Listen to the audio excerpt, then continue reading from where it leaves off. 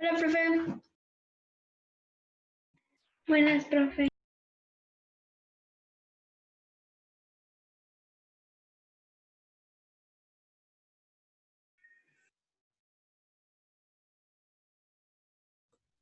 Hola chicos, ¿cómo están? Buenas tardes, profe. Bien, profe. Buenas tardes. Buenas tardes chicos.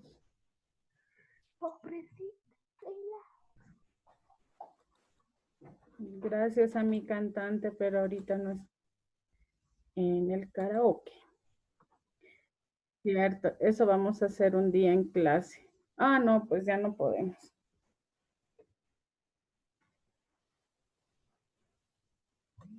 Pero había un taller en el que se podía participar de esa manera, pero con las materias, por medio de un karaoke. Esperemos y alcancemos al final y lo hacemos, ¿ok?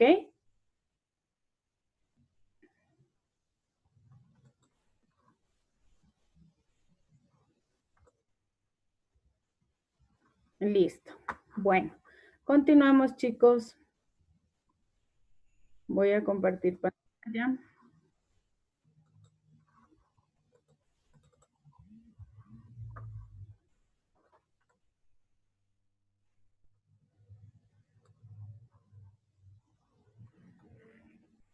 Vamos a hablar acerca de la religión griega, ¿sí? Dentro de la religión griega podemos destacar las siguientes características. Los griegos creían en la existencia de numerosos dioses, ¿sí? Es decir, eran politeístas. Es el término con el que se identifica el hecho de que se crea en distintos, en numerosos, como dicen dioses, ¿no? En distintas cosas, ¿sí? Entonces, eran politeístas. Sus dioses eran inmortales y también eran antropomorfos, es decir, que tenían una forma humana, ¿no? Y con las virtudes y los defectos de las personas. Los dioses más importantes vivían en la cima del monte Olimpo y cada uno representaba una fuerza de la naturaleza o una actividad o una profesión humana, ¿no? Y tutelaba o tenía a cargo, digámoslo así, una polis, un grupo de personas, ¿sí? También existían los héroes, semidioses, hijos de un dios y un mortal, que realizaban hazañas sobrehumanas y eran considerados fundadores de las ciudades. Y el origen de las familias también, ¿no? Un ejemplo de este héroe era Hércules, ¿sí? Y si usted desea, puede después de clase averiguar un poquito más de quién fue Hércules. Incluso hay hasta películas en las que usted puede guiarse más o menos cuál fue su actividad dentro de la existencia, por qué murió, porque también estos semidioses tenían distintas partes de, digamos, de su cuerpo en donde podían ser lastimados sin producir dolor ni muerte, pero había una parte en la que no podían ser heridos debido a que les causaba la muerte inmediata, ¿sí? Entonces eso puede averiguar igual consultando los semidioses y alguna de sus vidas, ¿no? Enterarse un poco más de cómo era el proceso de estos semidioses, ¿sí? Bueno, eso con respecto a lo que era la religión. La característica más importante y que destacamos es que tenían numerosos dioses y estos dioses eran inmortales, ¿no?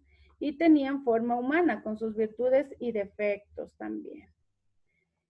Y representaban la fuerza de la naturaleza dentro de la actividad o profesión humana la que ellos tenían por vida, ¿no? Bueno, esas como principales características. Vamos a ver el legado cultural de los griegos. ¿Qué es el legado? El legado es una herencia, digámoslo así, ¿sí? Miguel Ortiz, por favor, te pido que estés un poquito atento, ¿sí? Muchas gracias. ¿A qué se refiere el legado? Como vuelvo y repito, el legado es una herencia, digámoslo así, ¿no? Algo que va de generación en generación. Y dentro de los griegos, hubo este legado dentro de lo que era la filosofía, la matemática, medicina e historia, política, geografía y astronomía, arte, hubo también literatura, pero para citar algunas y dentro de ellas unas pequeñas características he puesto las fundamentales, ¿sí? Bueno, entonces los griegos establecieron conocimientos que han perdurado hasta nuestros días, porque incluso hasta el día de hoy estudiamos todo lo que fue el proceso de la filosofía, ¿no? Y esto nació dentro de la cultura griega, ¿sí? Entonces han perdurado hasta nuestros días. Sus aportes estaban dentro de los campos como la filosofía, matemática, geografía, astronomía, medicina, historia, arte, y literatura, ¿no? Incluso otras más. La filosofía. Los primeros filósofos se preocuparon por descubrir el principio de las cosas, ¿sí? Algo tenía que existir, pero en base a algo, ¿no? Las cosas tenían su razón de ser.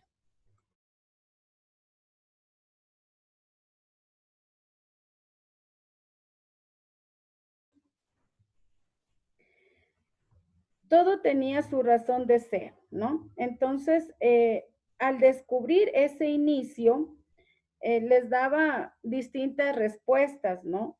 Y esto lo hacían con elementos de la naturaleza. Para Tales de Mileto, el elemento era el agua. Para Anaximandro, el apeiron o lo indefinido, ¿sí? Para Anaxímenes, el aire. Para Heráclito, el fuego. Y luego la filosofía se ocupó del estudio del ser humano y su naturaleza. En este momento se destacaron Sócrates, Platón y Aristóteles, los tres filósofos más grandes que han existido. La filosofía permitió a estos pensadores griegos tener una actitud crítica ante el conocimiento, ¿no? Por ejemplo, cuestionar lo que ya se sabía, ¿sí? O sea, no se conformaban solamente con decir, bueno, por citar un ejemplo, el aguacate es verde, ¿ya? Ellos tenían que buscar por qué su pigmento era verde y demás, ¿sí? No solamente se basaban en lo que veían, sino investigaban en el porqué de las cosas, ¿sí? Esa era su principal función, por eso se destacaron.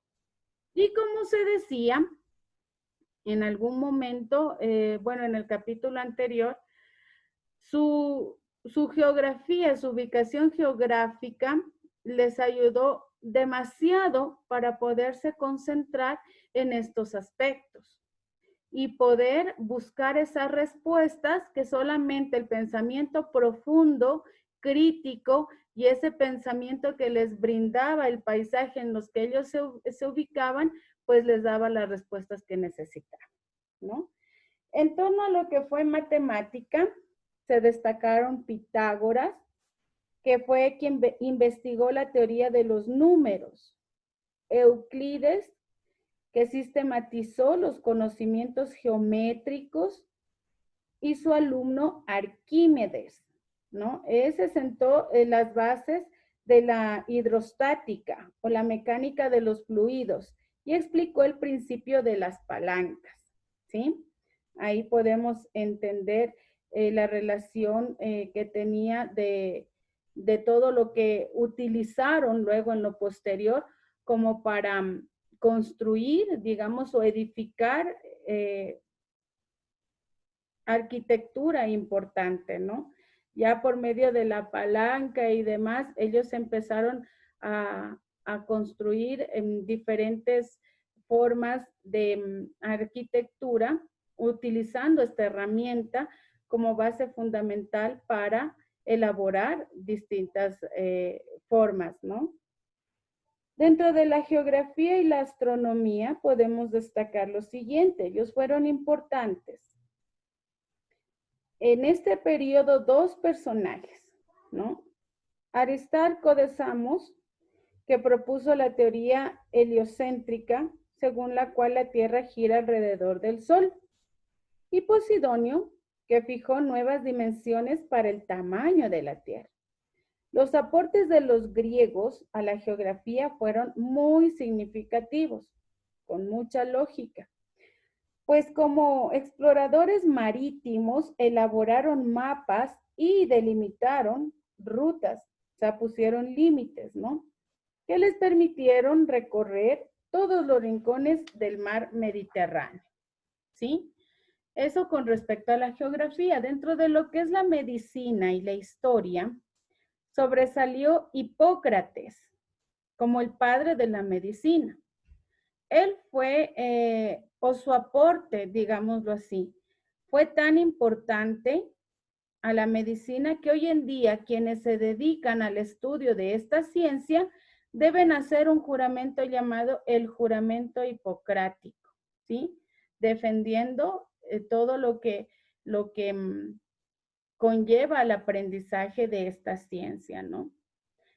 Dentro de lo que es la política, para poder dar paso a un modelo político democrático, para hacer esa libre elección por medio de un voto, los griegos crearon un conjunto de instituciones que se caracterizaban por la rotación de los cargos, la designación de los magistrados por sorteo y la ampliación del cuerpo de gobernantes. El objetivo de todo esto era que los ciudadanos griegos pudieran participar en la vida pública sin exclusiones por rango o riqueza. A pesar de ello, las mujeres estuvieron excluidas de este derecho, porque ustedes saben que desde tiempos antiguos siempre primaba o era más importante la función o la labor que realizaba un hombre antes que el de la mujer. Desde ahí, creo yo, inicia toda esta situación de relegar a la mujer ante los trabajos que podían ser compartidos, ¿no? Pero sí, siempre se destacó el hombre por tener ese tiempo que le privilegiaba en estudio y demás, ¿no? Porque las mujeres, por obvias razones, tenían que dedicarse a su hogar, a la casa, los hijos y demás, ¿no? Entonces, el hombre tenía tiempo suficiente como para poder prepararse dentro de todos estos campos, ¿sí? Dentro del arte, la arquitectura, la pintura y la escultura reflejaron el concepto que los griegos tenían de sí mismos y del mundo. El arte cumplió muchos propósitos. Era usado para glorificar al ser humano, para demostrar el orgullo por la polis y expresar ideas de armonía, balance, orden y moderación, y también para combinar la belleza y la funcionalidad. Entonces también tomamos en cuenta dentro de lo que es el arte muchas de esas figuras que hasta ahora son insignias de todo lo que fue el proceso dentro de esta civilización, ¿no? Bueno, dentro de esto también podemos citar a los grandes pensadores griegos, hablando de Platón, de Sócrates y Aristóteles. Lo que podemos rescatar de Sócrates es que él defendió la existencia de un alma inmortal y la idea de que la razón y el autoconocimiento nos hacen sabios y virtuosos. No estaba muy lejos de la realidad, ¿no? Platón fue el discípulo. Se le dice discípulo a la persona que aprende de otra, ¿no? Fue el discípulo de Sócrates y creador del método dialéctico. Platón propuso también el primer modelo utópico según el cual el Estado debe procurar la felicidad de todos los ciudadanos, proporcionar dar educación y lograr que el poder sea ejercido por los más inteligentes y generosos. Aquí había una pequeña confusión, digamos, de pensamiento o equivocación, porque el poder, yo pienso que se lo puede delegar a cualquier persona que es capaz de sacar adelante una ideología común. Es la persona que puede tener un poder o un liderazgo, ¿no? Bueno, Aristóteles. Aristóteles fue discípulo de Platón. Creó la lógica y dividió las ciencias en tres grupos. El primero, teórico, el segundo, práctico y el tercero, poético. Buscó conocer el funcionamiento de todo lo que había a su alrededor por medio de lo sensible y observable. Su tutor fue Alejandro Magno, ¿sí?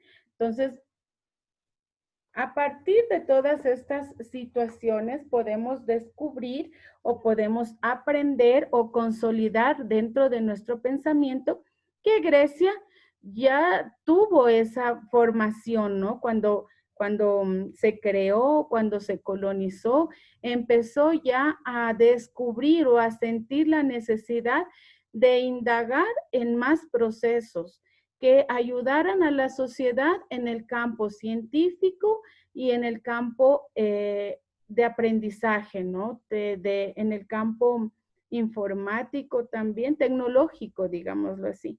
Y con todos estos procesos se fueron consolidando distintas formas de vida de ellos, ¿no? Bueno. Tenemos un videíto, por favor, para que lo escuchen. Voy a ampliar y puedan consolidar su aprendizaje acerca de la expansión, democracia, religión y demás, ¿no? Bueno, este video realmente es del legado, ¿no? El legado que dejó Grecia para el mundo.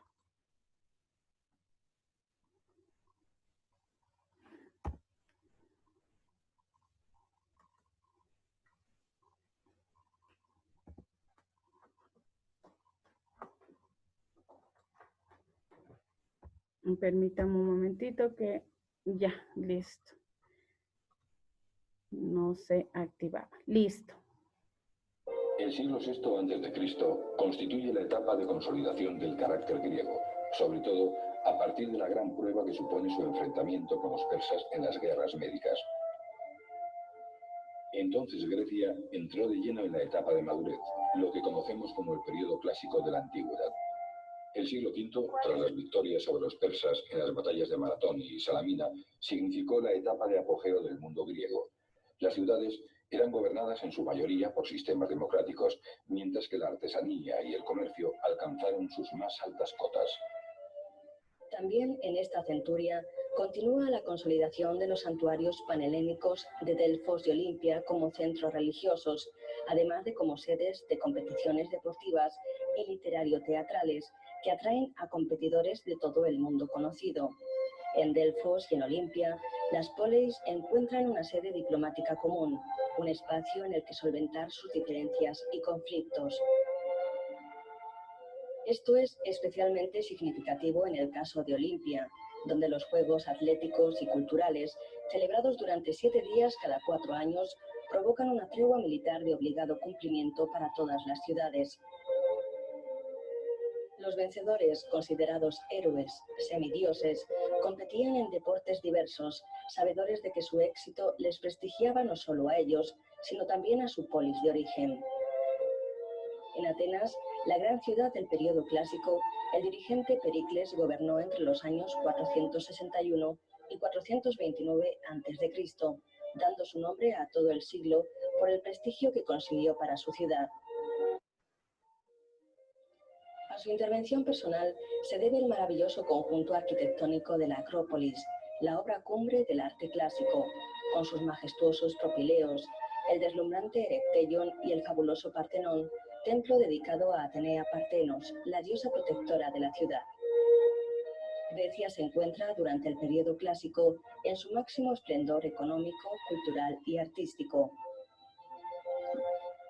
Arquitectos y escultores persiguen el ideal de belleza y lo encuentran en la proporción, el equilibrio, la medida y la armonía. Los escultores trabajan y estudian minuciosamente la forma de representar las medidas perfectas, los cuerpos ideales conforme al canon griego. Como resultado, atletas, dioses y héroes salen del cincel de los artistas manifestando una naturalidad más aparente que real, pues todo ha sido sabiamente calculado.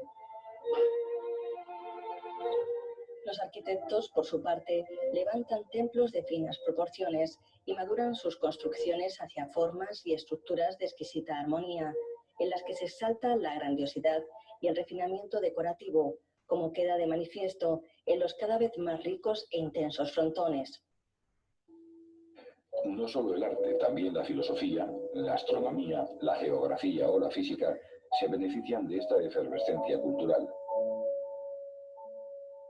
La razón, la lógica, se convierte en el motor del conocimiento y sitúa al ser humano al frente de su propia existencia, pues los sabios griegos consideran que la explicación mágica o religiosa por sí sola no bastan para entender el mundo, la naturaleza y la propia esencia humana. Y muchas cosas hay admirables, pero ninguna es más admirable que el hombre, dirá el dramaturgo Sófocles.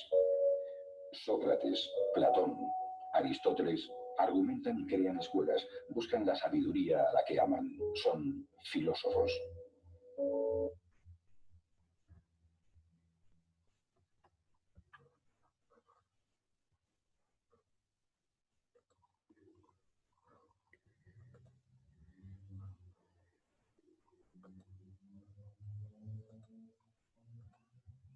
Bueno, chicos, para finalizar, por favor, voy a explicar la tarea. Igual voy a compartir pantalla, pero aquí ya no es necesario que cierre la mía porque solamente es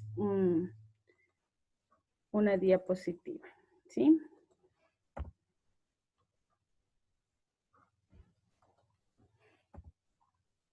Listo, va a observar la clase y va a revisar el texto de las páginas 144 a las 146. Va a ser solamente el proceso de la lectura, ¿sí? Para que usted pueda consolidar su información. Va a leer y va a responder el cuestionario por medio de la plataforma.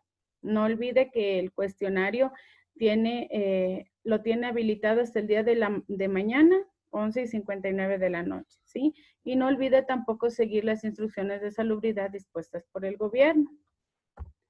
Viva Jesús en nuestros corazones. Por siempre. Muy bien.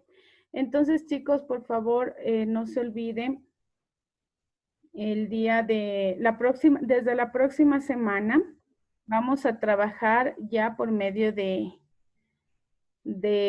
aula, ¿sí? Los aportes se van a realizar en el aula, ¿sí? Para esto, yo voy a realizar y como cuestionario más o menos, ¿sí? Pero vamos a trabajar con Kahoot, ¿sí? ¿Sí lo conocen? ¿Conocen el Kahoot? Ya, perfecto. Entonces vamos a trabajar por medio del Kahoot desde la próxima semana. O sea, la actividad es en línea, ¿sí? Entonces estar muy atentos para poder tener un óptimo trabajo. Solo eso, queridos estudiantes, cuídense mucho, que Dios los bendiga y que tengan una excelente semana. Bye.